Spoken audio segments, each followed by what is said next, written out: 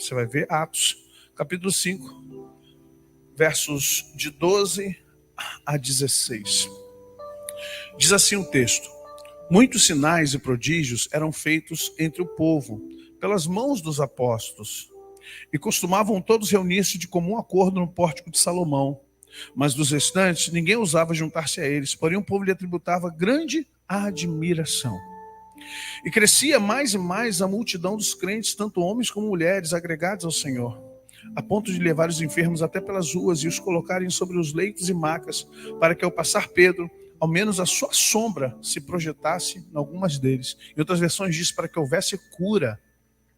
Afluía também muita gente nas cidades vizinhas a Jerusalém, levando doentes e atormentados de espíritos imundos, os quais eram todos, presta atenção nisso, todos curados. Levantando-se, porém, os sumos sacerdotes, os que estavam com ele, isto é, a seita dos saduceus, tomaram-se de inveja. E prenderam-se os apóstolos e recolheram à prisão pública.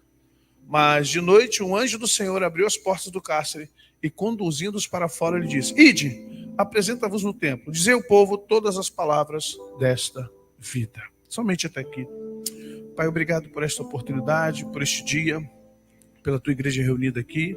Fala conosco, porque precisamos ouvir tua voz para mais uma semana de trabalho, de desafios que nos espera. Nós possamos, ó Deus, entender o que tu queres conosco nessa noite, neste dia, neste ano. Em nome de Jesus te pedimos. Amém. Aqui é o início, o primórdio da história da igreja. É claro que acaba que Pedro, João, André, Tiago vão tomar a frente. E os primeiros mártires é Tiago, o Tiago apóstolo, não o meio-irmão de Jesus que escreve a epístola. São dois Tiagos, né, dois Iacov. E o primeiro Tiago é o do Pedro, Tiago e João do barquinho. Esse Tiago, ele é o primeiro mártir. Depois vem o diácono Estevão, que também é apedrejado. E aí você tem dois mártires morrendo. E eu fico perguntando, qual igreja ficaria de pé se pegassem dois membros, dois líderes e matassem? Imagine nos dias de hoje, se matassem duas pessoas da nossa igreja, se a polícia chegasse aqui, se qualquer milícia, seja lá o que fosse, e matassem duas lideranças da nossa igreja, como ficaria teu coração? Você voltaria para a igreja domingo que vem? Olha o silêncio, misericórdia. Você voltaria a reunir no mesmo lugar? Fácil, com o endereço, Iranduba 174, todas as terças, sextas, domingo de manhã, domingo à noite. Será que você voltaria? Imagine Jerusalém, lugar muito restrito, o lugar que eles reuniam. Primeiro, no início, foi justamente no cenáculo. E agora eles estão na porta dos templos, Pórtico de Salomão. Estão ali no templo, na parte do templo chamado Formosa. Todo mundo sabia que os apóstolos estavam ali. E mesmo matando Tiago, mesmo matando Estevão, eles não pararam de adorar. Eles não deixaram de ser igreja. Eles não deixaram de buscar e não deixaram de ouvir o mandamento: ficai em Jerusalém. Ficai em Jerusalém. Ficai em Jerusalém. Hoje pela manhã, na escola dominical, falamos sobre o Espírito Santo, a figura do Espírito Santo trabalhando em nós.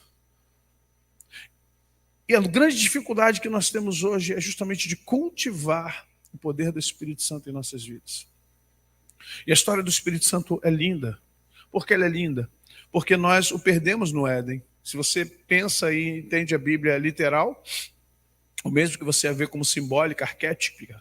Mas entenda, quando o homem ele cai e Deus avisa que ele vai morrer, a morte dele não é uma morte biológica, não é uma morte fisiológica, é uma morte espiritual.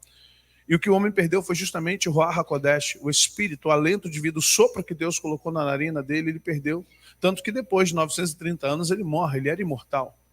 E aí a história do homem vem com o homem um vácuo, um vazio tão grande, que o primeiro lugar de grande adoração na Bíblia é justamente Babel, portal de Deus, Babel, porta de deuses. E eles constroem um zigurate. O chamado Torre de Babel não é uma torre como a gente pensa, né? Aquela torre de padaria, torre de tijolo. Não, a torre é uma pirâmide escalonada. E cada patamar era em homenagem a um astro, a primeira fonte de idolatria, a primeira fonte de busca por deuses, por qualquer tipo de poder. E eles falam assim: eia, vamos fazer aqui uma grande torre que chegue até os céus, para que não sejamos mortos por causa do dilúvio, por causa de tudo que havia acontecido. E ali eles criam uma torre e Deus falou, ei, o que o homem está fazendo? Vamos lá embaixo, vamos confundir as línguas deles, vamos confundir o dialeto, vamos fazer com que eles não se comuniquem mais, para que eles não possam construir esse tipo de coisa. O homem estava construindo um portal dimensional e estamos de volta, né, irmãos? Se você pensar no CERN, o que o CERN quer? Se você pensar qual é a proposta, nós temos um CERN em Campinas, tá? Um colisor aqui em Campinas, se você não sabe. O que é o colisor? Uma forma de abrir um portal multidimensional para tentar ver se há vida, ou tentar entender o que é o átomo, ou o que é o mundo dos quarks, o que é o mundo dentro de prótons, elétrons e nêutrons. Entenda o que acontece hoje ainda. E aí o que Deus faz em Atos dos Apóstolos? Eles falam em outras línguas, mas ao mesmo tempo que eles falam em outras línguas, todos os judeus que ali estavam entendiam o que eles falavam no seu idioma pátrio, no seu idioma de nascimento. Se em Babel, Deus confunde as línguas, em Jerusalém, em Atos dos Apóstolos, ele reunifica as línguas, ele unifica a linguagem do homem novamente para que todos se entendam. E ali é uma promessa, aquilo ali é um indício de que Deus traria ao homem a capacidade de se religar. A palavra religião, ela vem do latim, é religare, é fazer uma ponte, é se ligar a Deus novamente. Mas será que nós nos ligamos a Deus? Será que quando alguém busca o budismo, será que quando alguém busca o catolicismo, será que quando alguém busca o kardecismo, será que quando alguém busca os cultos afro-espíritas, será que quando alguém busca uma filosofia, o taoísmo, quando alguém procura, sabe, o jorei, quando alguém procura as religiões, será que as pessoas querem se religar a Deus? Ou elas querem um vazio? Ou elas querem entender qual é o seu vazio? Sabe, há uma diferença muito grande entre você ir para uma religião para tentar entender o seu vazio e você ir para uma religião para encontrar Deus. Porque tentar entender seu vazio não significa que você vai achar Deus, mas quando você acha Deus, você preenche os seus vazios. Essa é a grande diferença. As religiões prometem te dar respostas de vazios, mas elas não podem prometer que você vai achar a luz divina. Elas não podem prometer que você vai ter um encontro com o Pai das Luzes ou com Cristo, que é a luz do mundo. E aí a pessoa procura, eu não estou aqui para fazer propaganda de que a minha igreja, que a minha religião, e que aqui é o melhor lugar e que aqui não há lugar. Não é isso. Estamos falando de finalidade, fundamento. Qual é o fundamento da igreja? Qual é o fundamento dessa sociedade, dessa comunidade aqui reunida em Atos dos Apóstolos? Transformação de vida, transformação de caráter, transformação de existência. Nenhum de nós é perfeito aqui. Nenhum de nós pode arrogar, eu sou perfeito. Seríamos mentirosos se disséssemos aqui agora. Todos nós carregamos uma gama de defeitos, de falhas e fragilidades. Eu vejo quando os crentes assim, cuidado com as brechas de Satanás, cuidado com a legalidade. Meu querido, você tem que tomar cuidado com as fragilidades. Toda legalidade é filha de fragilidade. Nenhuma legalidade nasce do nada. Toda legalidade nasce em cima de uma fragilidade que eu e você possuímos. Fragilidades emocionais.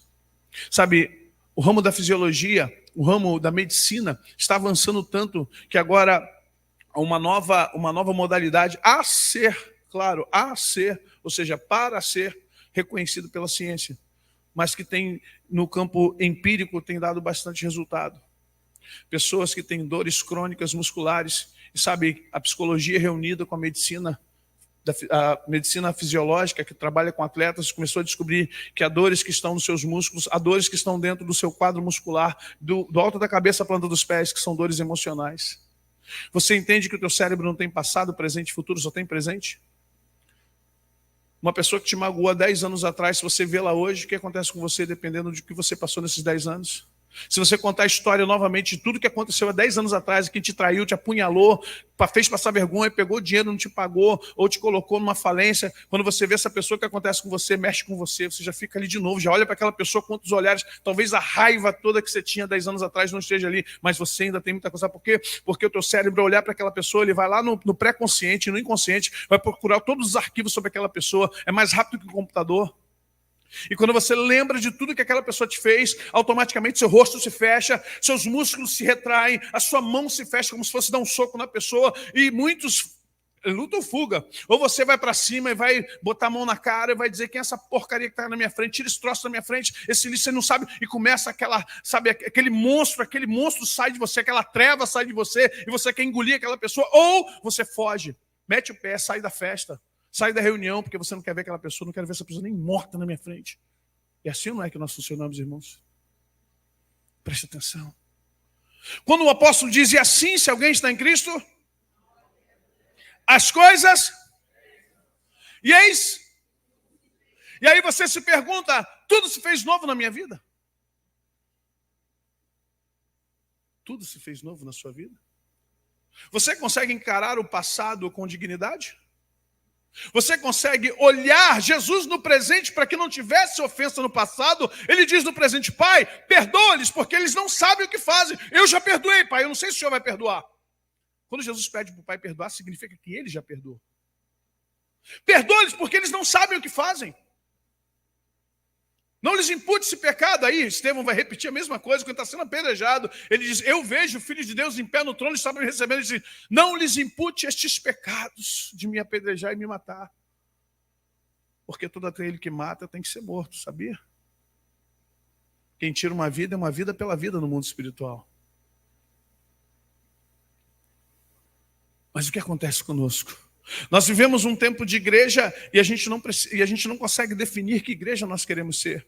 Porque a igreja para nós, no nosso inconsciente coletivo, igreja é um prédio, igreja é uma placa. Igreja é uma estrutura que tem cadeiras, som, púlpito, equipamentos, equipes, pessoas, lideranças, e você se vê numa denominação evangélica, e você se vê num templo católico evangélico, seja lá o que for, você se vê dentro de uma estrutura e você diz, eu estou frequentando uma igreja, mas vou dizer uma coisa para você, frequentar a igreja não muda a sua vida. Frequentar cultos não mudam quem é você. Frequentar lugares com palestras boas, com mensagens boas, com hinos bonitos e gostosos, talvez vai arrefecer, diminuir muitas coisas na sua vida. Talvez vai melhorar a sua vida um cadinho, mas não vai transformar o seu núcleo de vida, não vai transformar você. Você vai frequentar uma igreja há 20, 30, 40 anos, mas daqui a 30, 40 anos você vai pensar na sua vida, não o que você fez, não o que você fará, mas você vai começar a pensar, será que eu estou verdadeiramente transformado? Será que verdadeiramente eu posso passar pelo que eu passei no passado?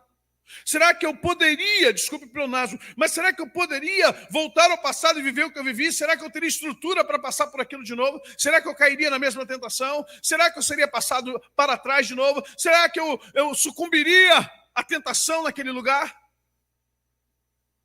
Você já parou para pensar? Sabe, Deus é muito lindo. E quando eu falo que Deus é lindo, eu quero dizer que Deus é tão sábio, como supremo pedagogo, Ele não deixa você passar por situações ao qual você não está pronto. Ele sabe que você não está pronto. Não virá sobre vós tamanha provação a qual você não possa suportar. E em vindo, Ele lhe dá escape. Olha o que Paulo diz. Não virá. Por quê? Não é porque Deus é só bom, é porque Deus olha para você e diz, ainda não está pronto. Essa igreja aqui é uma igreja que não parou de ser igreja, apesar de estar tendo irmãos mortos. Essa igreja aqui não deixou de ser igreja, apesar de saber que eles vão para a cadeia como foram. Essa igreja era uma igreja que confiava no seu processo evolutivo. Era uma igreja onde as pessoas diziam assim, não importa que morramos, importa na verdade é que nós não retrocedamos. Importa que eu não volte atrás. Importa que eu não volte a ser quem eu era. É Pedro pensando, para pescar nunca mais. Não volto. Não quero voltar. Não quero ser quem eu era. Agora que eu experimentei viver com Cristo, como assim voltar a ser outro? Quantas vezes dá uma saudadezinha no nosso coração? Ainda mais se você viver um tempo bom, hein? Eu, graças a Deus, posso ouvir qualquer tipo de música. E como músico é bom que eu ouça, principalmente estrutura musical, notas, acordes, andamentos. Mas tem gente que não pode ouvir, não, irmão. Se o irmão ouvir um ziriguidum, ele lembra do pagodão da madrugada ali em Madureira. Ele lembra logo do esquenta nesse fevereiro. Ele odeio fevereiro. Odeio fevereiro, odeio carnaval. Falei, esse se converteu. Esse não é nada, irmão. Ele odeia porque, né? A pelanca começa... Já pegou um sapo morto? Põe... Se tu botar ali Se tu jogar um pino de positivo e negativo, sabia que mexe? É sério. Joga ali 12 volts. Pega uma perereca morta ali, joga ali, ó, vai mexer. Isso é sério mesmo, mexe. São estímulos nervosos, né? Condução elétrica. Aí o que acontece? Você diz, eu estou com Deus, mas não pode ouvir aí a mina de fé. Ui. Se ouvir a mina de fé, ai, Jesus, Jesus, tem misericórdia, Pai. Aí volta o cheiro da Brahma. Ô, irmão, você não sabe o que é a sua mente, meu querido. Eu fui criado com os meus parentes na roça, Rio de Janeiro, férias para o interior, cheguei a morar um tempo lá. Então, a minha infância, meus tios não eram cristãos na época. Eu via Milionários é Rico, eu via Tri Parada Dura, ouvia Tião Carreiro Barreirito, ouvia Tonico Tinoco. Isso aí está na minha memória, não vou apagar isso. E são músicas, para mim, aquilo é música sertaneja. Passou disso é porcaria. Música da terra, sertaneja, viola, acordeon, sabe? Você ouvia aquela música. E tinha as danças lá, o ralabucho dele lá, cara. Tinha. Sem luz. O pessoal fazia aquele fogueirão, sabe aquele fogueirão mesmo? Fogueirão assim, batata, mandioca, carne. E o pessoal era muito acordeon. Meus tios todos tocavam violão, viola. Levava meus primos tocar coisa até hoje. Só que hoje está todo mundo, graças a Deus, cristãos. E aí o que acontece? Mas naquela época eu era garoto, tinha 10, 11 anos, 9 anos. E eu me lembro quando a gente ia lá, aquela festa enorme, matava um boi. Então era o dia todo fazendo o quê? Só música sertaneja. E um dia eu fui conversar com um dos meus tios, eu falei, tio, só se lembra daquela música? E eu tentei puxar uma música do Tri Parada Dura com ele no violão. Ele, rapaz, tá repreendido em nome de Jesus. Não quer saber disso não. Jesus apagou isso da minha memória. Eu falei, pô, tio, tá tão ruim assim, meu filho, se eu lembrar disso, eu volto pro mundo. Então é melhor não lembrar. Falei, eita! Se eu lembrar disso aí, porque eu fiz muita besteira, meu Deus do céu. Quando a gente lembrar, dá até vergonha quando eu lembro. Eu falei, amém, então cada um com suas memórias, deixa pra lá, melhor não lembrar mesmo. Eu vou nem tocar na música para o senhor não lembrar. Sabe, alguns de nós, infelizmente, ainda não conseguiu curar feridas. Alguns de nós ainda não conseguiu tirar traumas de dentro de nós. E o Espírito Santo, ele é como um vento. Ele não é o vento, mas ele é como um vento. Ele é como azeite, ele é como água, ele é como fogo. Antigamente, na medicina medieval, quando o soldado chegava com ferida aberta e não tinha nada, né, dentro da carne dele, do músculo dele, os médicos pegavam, médicos, não sei se era médico, selador de cavalo, os caras pegavam o ferro, juntava assim, ó, dava um toco. Quem já viu isso em filme? Que é verdade, tá, gente? Botava um toco pro cara morder e... tu viu isso no Rambo, né? Minimamente. Rambo, o cara pega a faca e falei, tá. Meu irmão, nego desmaiavam. Soldados da cruzada desmaiavam, dependendo da ferida onde era, mas era uma maneira de cozer a carne ali para ficar um troço, ficava uma lagarta. Imagina, coisa linda, que não tinha cirurgia plástica, então ficava aquela coisa feia no camarada aqui, ele era todo marcado. Por quê? Para parar de sangrar, para parar de, empustemar. Era o jeito, alguns morriam, não tinha esse negócio não, porque não foi tratado, não foi uma cirurgia. Botava lá uma pomada, jogava um negócio, metia um ferro ali e tapava. Uma folha de alguma coisa, sem asepsia nenhuma. Sabe, algumas feridas em nós, é necessário que o Espírito Santo venha com ferro quente, com fogo, para fechar. Porque às vezes elas estão abertas em nós.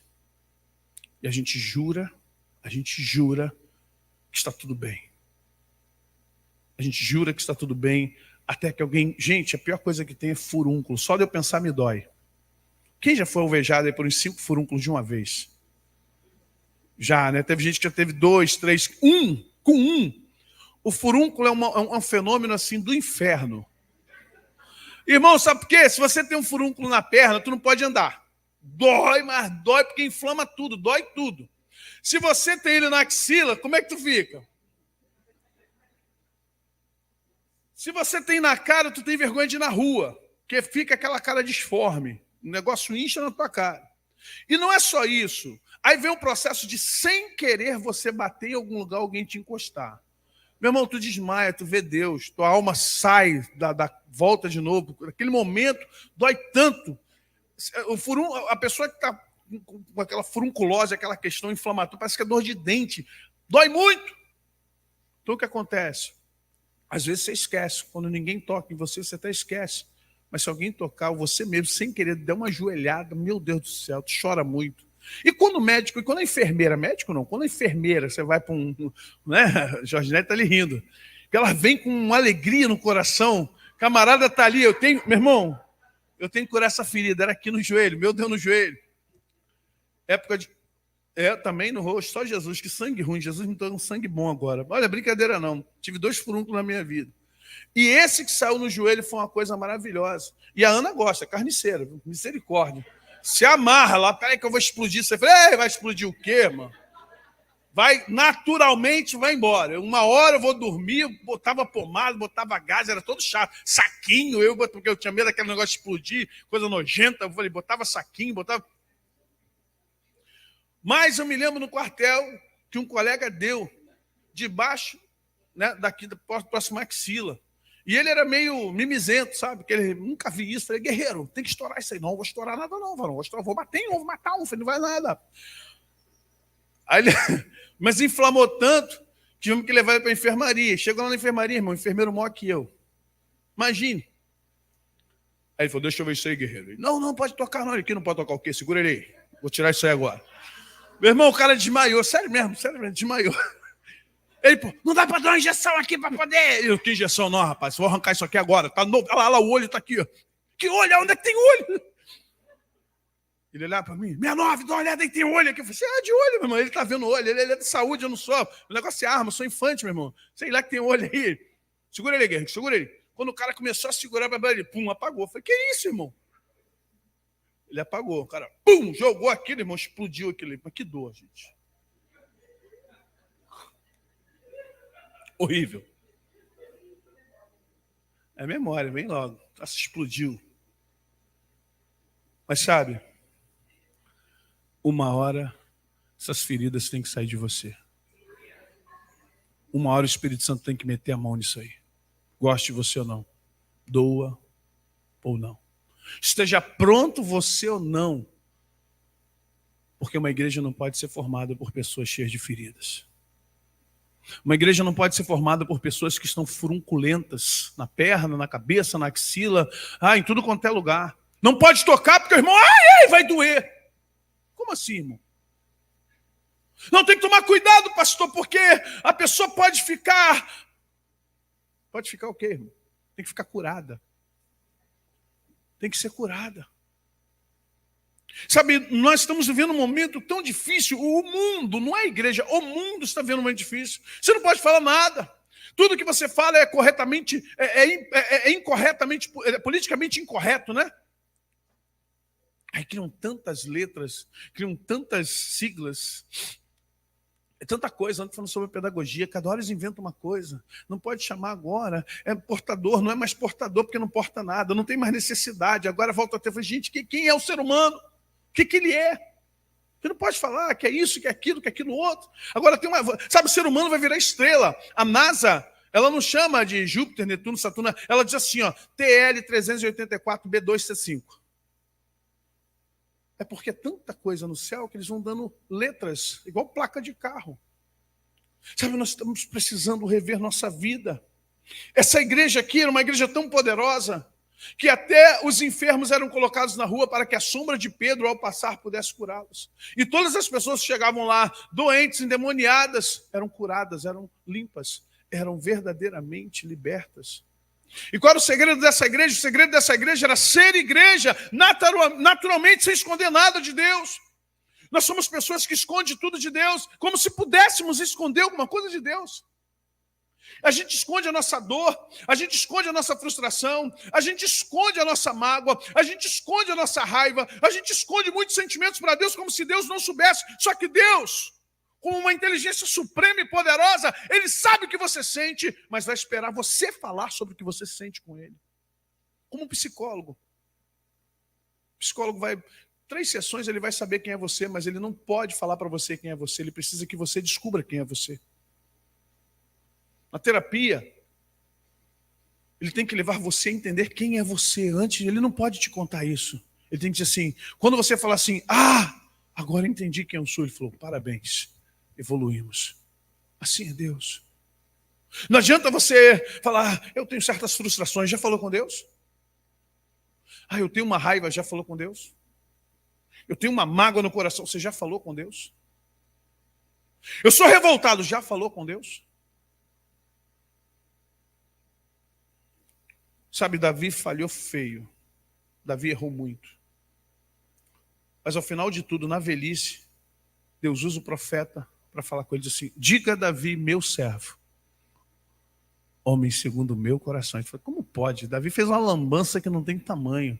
Quem é muito dado, muito é cobrado. Pô, ele era chamado de doce cantor de Israel. Ele era tido, pô, ele era sacerdote. O único rei que pegou, colocou a estola sacerdotal e carregou a arca até no templo. Ele recebeu o que nenhum outro rei recebeu. Aí o que Deus faz para ele? Diga para ele que o trono dele não ficará vazio. Levantarei dele o rebento de Jessé, a raiz de Davi, o leão da tribo de Judá. Dele virá o Salvador desta nação e do mundo. Fala para ele que ele pode vir em paz, ele pode dormir com os pais dele, ou seja, pode morrer, porque o trono dele não ficará vazio.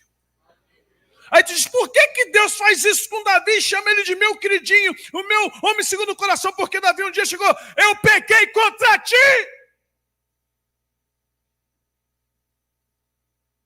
Eu errei, eu falhei, eu cobicei, eu adulterei, eu assassinei, eu conspirei, fiz tudo errado. O Senhor pode fazer o que o Senhor quiser comigo, pode me matar, tira a minha coroa, me humilha, faz o que quiser, só não retira de mim o teu Santo Espírito. A tua graça é melhor do que a vida. Pequei contra ti.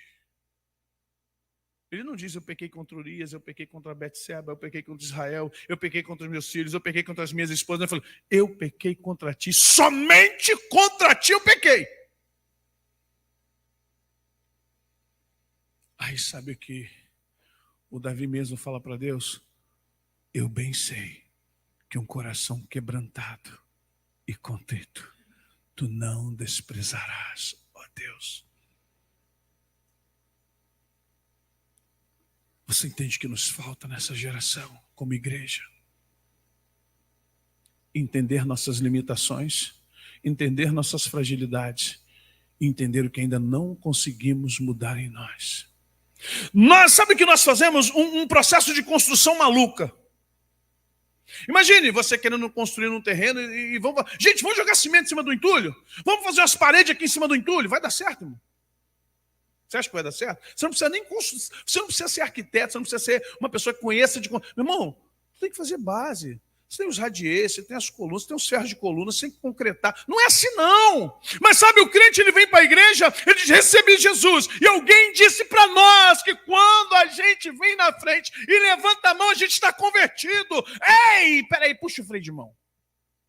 Para tudo. Você só recebeu Jesus, você ainda não se converteu. Ninguém aqui dentro é convertido. Dá glória a Deus. Você está se convertendo, é gerúndio, ação contínua.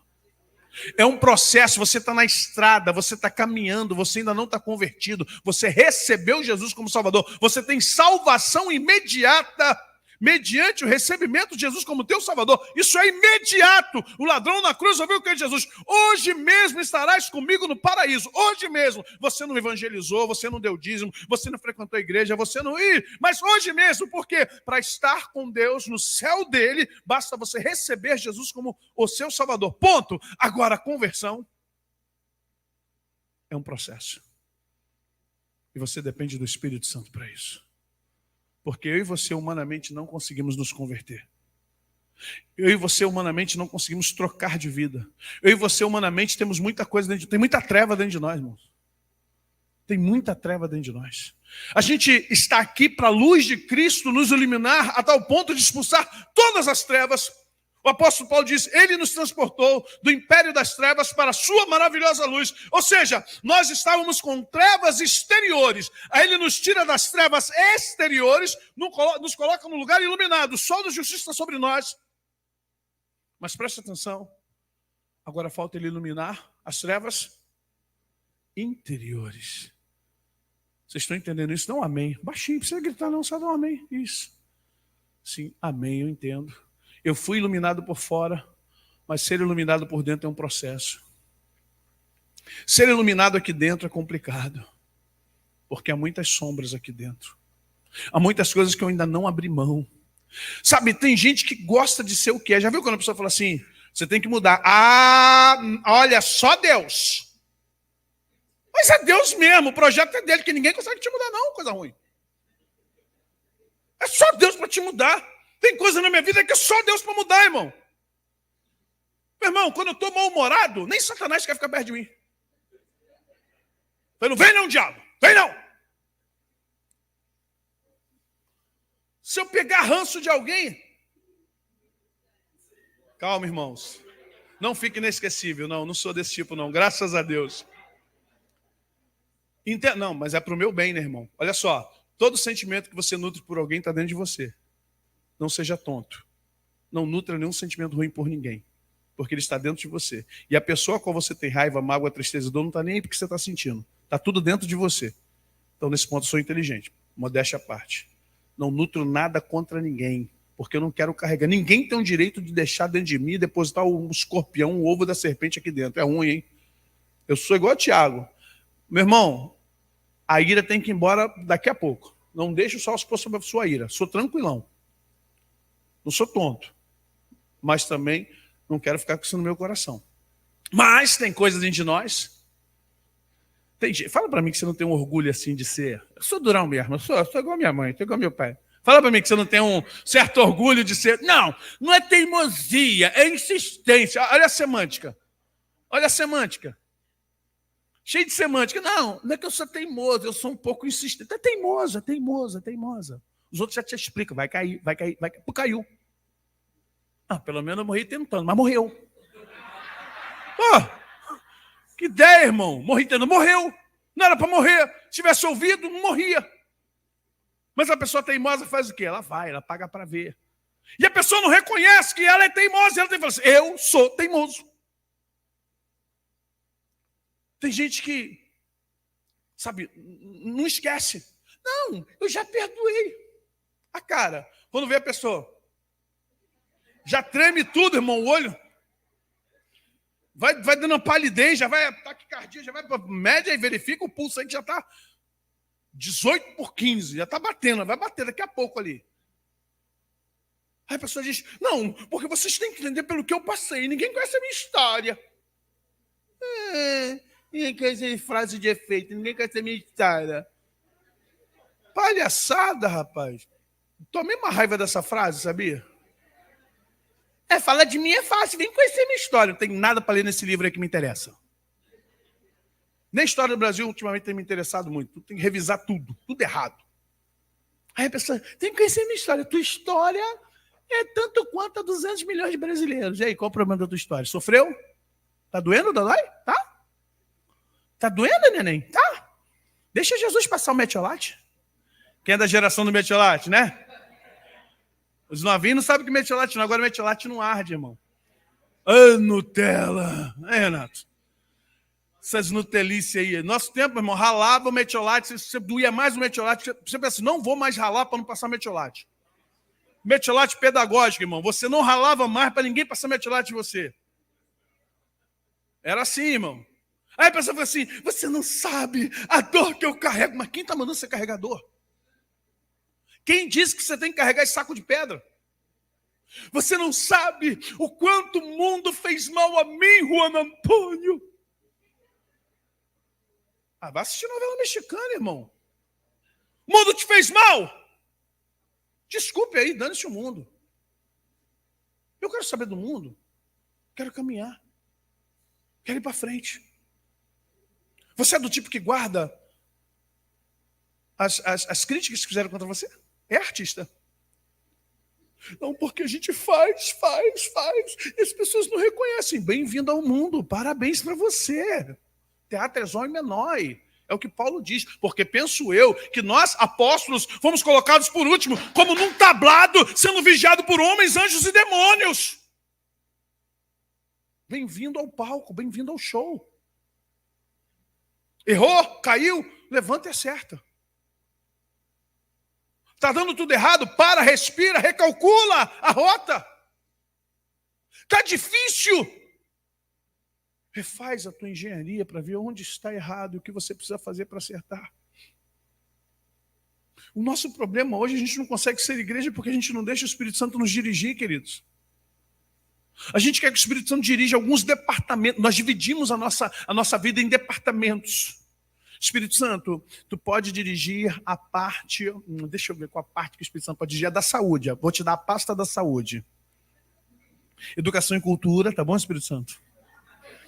Vou dar ao Espírito Santo que mais? Seguridade. Aí, Espírito Santo, tudo bem. E me dá a parte aí, né? Secretaria de Fazenda. Não, essa daí eu vou cuidar melhor, porque, né, afinal de contas, tem mês que dá para dar o dinheiro, que tá difícil. Quanto de luz tá. Então tá. Me dá, então, o Ministério da Ciência e Tecnologia. Não, porque eu quero aprender coisas que talvez não vá. Então, melhor não. A gente só dá para o Espírito Santo aquilo que a gente não quer. Já notou? A Espírito Santo assim, então me dá o Ministério do Amor. 10 anos orando pelo varão, até hoje não chegou. Deus me livre se eu der isso aí. Só Deus sabe que vai descer nesse paraquedas, esse parapente aí, misericórdia. Só tribulação. Só tribulação não, irmão. Você quer uma tribulação. Já viu aquelas igrejas? Não é aqui não. Em nome de Jesus, não é aqui. Aleluia. As varoas estão lá, né? Psiu, no grito.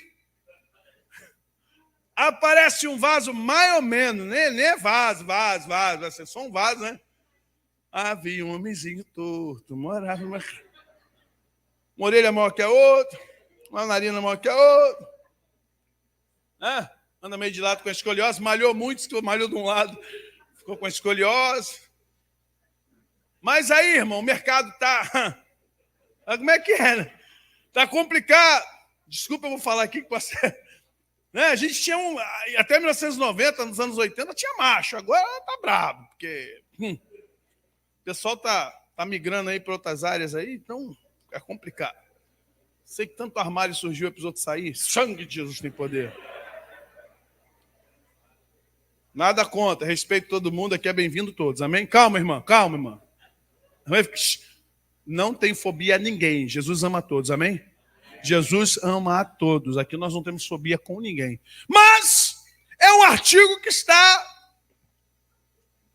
Né, irmão? Está difícil, é um artigo. Aí a irmã não quer que o Espírito Santo comande a sua área. O Ministério do Amor. Aí entra a figura que você não conhece, não sabe da história. A irmã começa, Jesus, obrigado por ouvir minha oração. Tem certeza, irmã, que Jesus ouviu a tua oração? Irmã, você não está vendo, não tem discernimento de espírito, tem uma placa escrita aqui, prova. Tem uma placa aqui, está assim, ó, brilhando, prova, deserto, funil, furada. Pensa assim, um homem, está solteiro por quê, varão? Eu já pergunto, está solteiro por quê, varão? Alguma coisa, irmão. Isso é presente do Paraguai, irmão. Made in Taiwan, irmão. Tá maluca. Mas a gente às vezes não quer. E varão também. Tem varão também que ele tá orando. Tem, mas só que ele não quer daí. O pior do varão é que ele sempre vai na filistia, tudo Sansão. Né? As filistias são mais bonitas. Ele vai lá na filistia, vê uma filistia. Oh, Deus amado, aleluia. Oh, Jesus. Tô orando para converter, Jesus. Porque na igreja, pastor, não tem as varoas que me agradam. Eu falei, não tem, irmão. O varão quer uma varoa? É isso, varão? Você quer uma varoa que te agrade? Você quer uma varoa que te agrade, varão? Entendi o varão. Varão não quer a varoa que Deus quer te dar, não, né? A que agrada a ele, eu sei quais são as qualidades que você quer, varão. Carnudo, pelancudo. Tá arrumando treta aí, rapaz, para tua vida, rapaz. Só Jesus na causa. Essa igreja que está aqui, queridos, é uma igreja que entendeu a história do Espírito Santo. O Espírito Santo sai do homem. Olha que coisa linda que eu vou dizer para você. O homem cai. Automaticamente o Espírito Santo não pode ficar onde há pecado. Por 2 vezes o Espírito Santo habitou totalmente ao homem, por 2 vezes ele teve que sair. Uma no primeiro Adão, e a segunda no segundo Adão na cruz. Jesus era cheio do Espírito Santo, mas na cruz, meu Deus, por que me desamparaste? Eloi, Eloi, lama sabachthani. Ali o Espírito Santo sai dele totalmente, porque os pecados da humanidade convergiam nele. Em Adão, porque Adão caiu. Em Jesus, porque voluntariamente ele aceitou viver a miséria do ser humano. O Espírito Santo vem por medida, sabe, em Abraão, em Moisés, em Josué, em Daniel, em Samuel, Ezequiel, Isaías e os profetas, Eliseu. Ele vem por medida até que um dia, ele vem por medida também João Batista, até que um dia ele vem totalmente para um homem. Jesus de Nazaré. Você entende que a meta do Espírito Santo é voltar para o homem de forma plena? Mas para isso o homem tem que se esvaziar plenamente. Para isso o homem tem que esvaziar-se. Sabendo que um homem não conseguiria fazer isso, para onde o Espírito Santo vem de forma plena? Igreja. Ele vem para a igreja, para que através da igreja, eu e você possamos entender o chamado que Deus tem para nós. Ser igreja não é ter carteirinha. Tem gente que até hoje faz questão de carteirinha. Tem gente que carteira os pastores precisam por causa da questão hospitalar, prisional. A igreja não tem a ver com o pastor presidente. Isso é para estatuto, isso é para governo. O presidente da igreja é Jesus Cristo. Só serve só para responder juridicamente perante a lei, perante o governo. As pessoas, elas gostam de placa porque não entenderam o papel da igreja. As pessoas gostam da personalidade do pastor. Eu sou da igreja da Fernanda Brum, sou da igreja do Silas Malafaia, eu sou da igreja do Edir Macedo, eu sou da igreja do fulano, do Beltrano e do Cicrano. Fico ainda não entender o que é essa igreja. Eu sou da igreja de Jesus Cristo. Eu sou da igreja onde eu estou tentando ser alguém melhor. Eu sou da igreja onde eu estou buscando uma renovação de vida. Eu estou buscando uma renovação de alma. Eu sou de uma igreja onde sou exortado. Alguém falou assim, pastor, só prega exortação. Eu falei, aonde? E para com isso, irmão. Prego Bíblia. Agora, se você diz que é exortação, me perdoe. Eu não tenho essa intenção de exortar você. Mas a palavra de Deus, ela é uma profecia. Toda profecia tem que fazer o quê? Edificar, consolar, exortar e ensinar. Então é sinal de que a profecia está servindo para você. Quando Deus nos exorta, Ele nos exorta porque ainda vê coisas que têm que ser mudadas em nós, precisam ser mudadas em nós. Quando Deus nos exorta, não é para nos humilhar. Você pode até falar, poxa, essa lambada foi para mim. Mas Deus não vai te humilhar. Ele quer que você entenda onde você deve e tem que estar.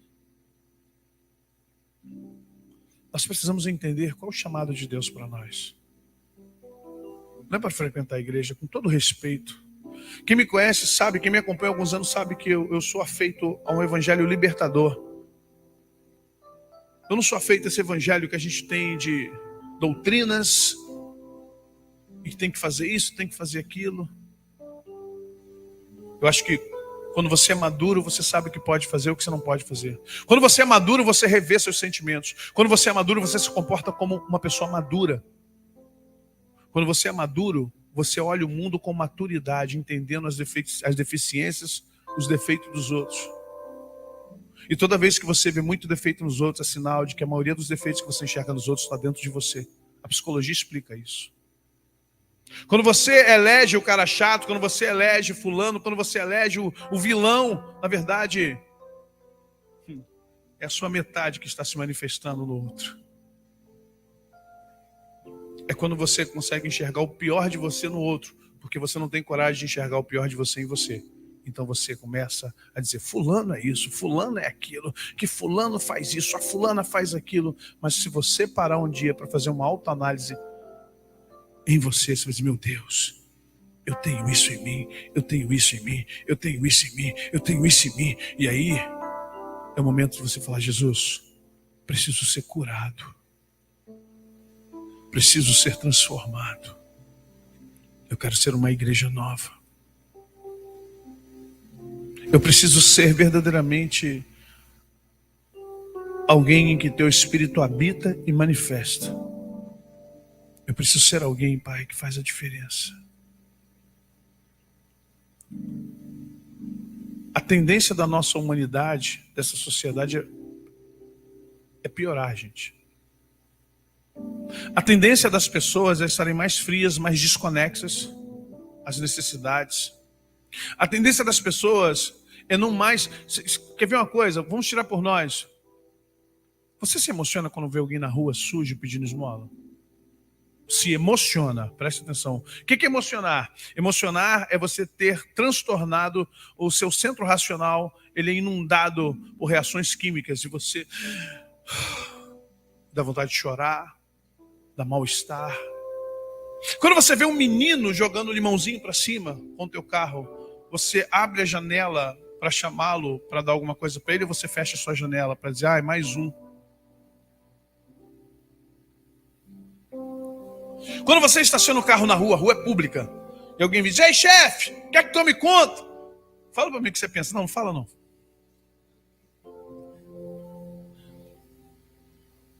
Sabe, porque nós perdemos a conexão de humanidade.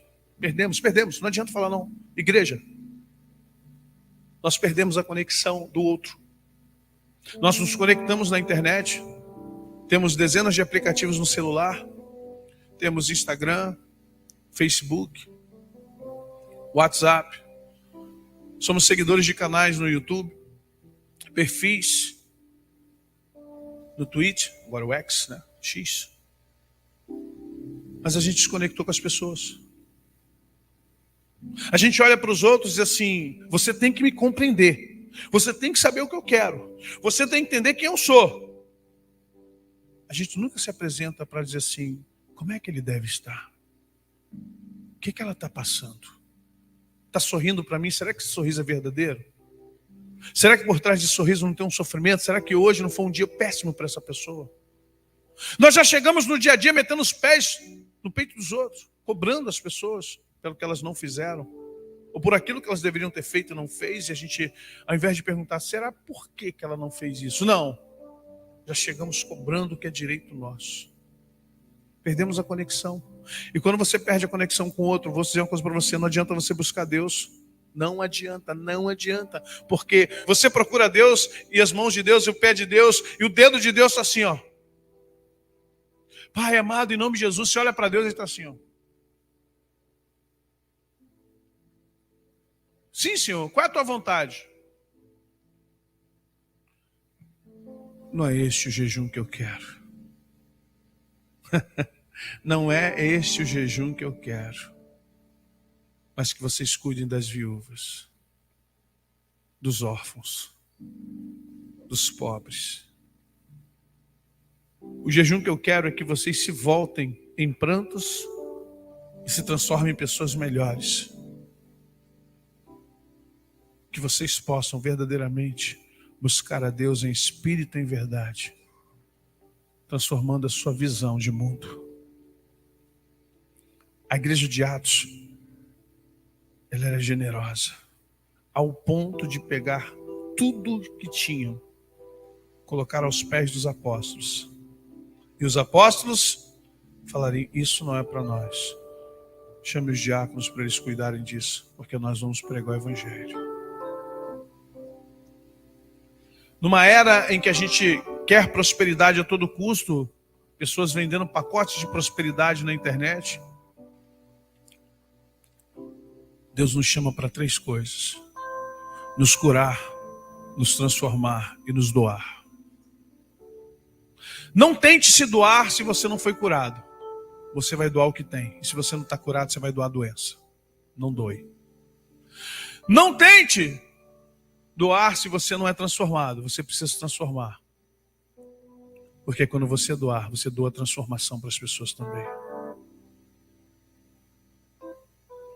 A primeira coisa que Deus fez foi habitar num tabernáculo. Depois, Deus permite que o tabernáculo se transforme num templo em Salomão. Esse templo cai uma, cai duas, e chega até o templo de Herodes, dos templos de Jesus. Mas ali já está na primeira, segunda, na terceira versão, quarta versão, se você pensar nos 400 anos dos generais de Alexandre, detonaram os templos. Quando Jesus chega lá, no templo, ele não vai adorar. A ação mais contundente de Jesus no templo não foi buscar a Deus, foi tirar o seu cordel, o seu azarrogue e começar a bater nas barracas que comercializavam. E começou a chutar e quebrar tudo quanto é barraca. E diz: a casa do meu pai será chamada casa de oração, com uma ira. Raça de víboras, vendilhões, corruptos. Por que vocês fazem isso com a casa do meu pai? Preste atenção. Ali Jesus estava condenando o modelo templário. Ali Jesus estava condenando o sistema. Ali Jesus estava deixando bem claro. O que ele queria era uma igreja que excedesse, que fosse além dos sacrifícios, que fosse uma igreja transformada e transformadora. Porque aqueles sacrifícios não transformavam ninguém. Apaziguavam as culpas, mas não transformavam. E para terminar, muito das suas dores, muito do seu sofrimento, ainda hoje, você carrega porque ainda não deixou Deus curar suas feridas. E sendo assim, você não vai conseguir ser uma igreja como a de Atos. A mensagem de Deus para essa igreja é totalmente diferente da de ontem. A pastora Ana estava lá e me viu pregando, tem vídeo. Não preguei nada disso ontem. Falei para vocês que Deus tinha para falar para vocês, não tinha nada a ver com a igreja de ontem. Que Deus está dizendo para você é: cura-te, igreja. Cura-te, porque eu venho buscar uma noiva adornada, limpa e pronta. Eu venho buscar uma noiva com seu vestido branco, sem mancha, sem ruga, sem mácula. Eu não posso buscar uma noiva doente. Imagine se uma noiva entra no seu casamento doente. Alguém em sã consciência faria uma noiva entrar com 40 graus de febre? Alguém sabendo que alguém estava com a vesícula arrebentada, sabe, com problemas pulmonares, com Covid, com chikungunya, tem o casamento, vamos lá que o noivo está esperando. Não, o casamento seria adiado, porque a noiva não pode entrar, ela está doente. Ela precisa ir para o médico, ela precisa ser curada, ela precisa ser medicada, ela precisa de repouso, ela precisa ser acompanhada, ela não pode casar, o casamento vai ser adiado e o noivo vai compreender, porque a sua noiva ficou doente. E o que o noivo faz? Quero que ela se cure logo. O que eu posso fazer para curar minha noiva? Quanto tempo vai demorar para minha noiva ficar curada? E o noivo que ama a sua noiva vai fazer o quê? Médico, medicamento, tratamento, repouso, descanso, isolamento, internação, não importa. O noivo vai fazer de tudo para que aquela noiva esteja pronta para o dia do casamento. Porque é isso que ele sonha. Ei, há um médico aí do teu lado. O Espírito Santo de Deus. E Jesus olha para o Espírito Santo e diz: cura minha noiva. Cura a minha igreja. Liberta a minha igreja. Tira essas feridas da minha igreja. Medica a minha igreja. Espírito Santo, trata a minha igreja, porque ela está muito doente. E eu preciso das bodas. Eu preciso fechar o ciclo. Eu preciso fechar o grande dia. A gente diz: é verdade, a igreja está doente, é verdade, a igreja está doente. Ei, mas quem é a igreja? A igreja está doente por minha causa. A igreja está doente por sua causa. A igreja está doente porque você está aqui, porque eu estou aqui. A igreja está doente porque você se nega a se curar. A igreja está doente porque eu acho que não preciso de cura. Eu sou pastor aqui, eu preciso de cura. Tá maluco?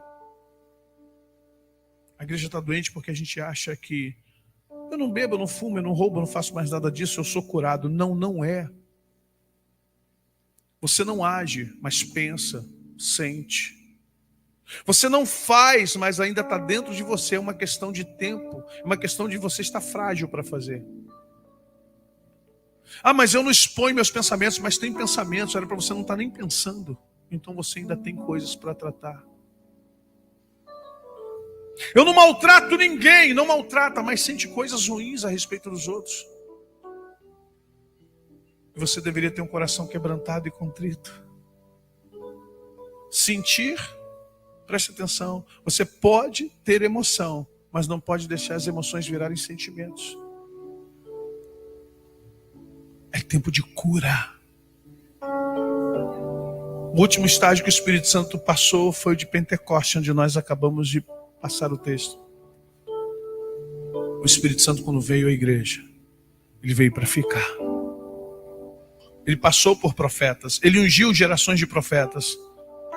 Mas agora a igreja, até que Cristo venha, ele estará no meio dela. Ele estará dizendo para você: eu quero te curar. Eu quero te tratar, porque muitas das coisas que você sente é psicossomático, é psicológico, é emocional.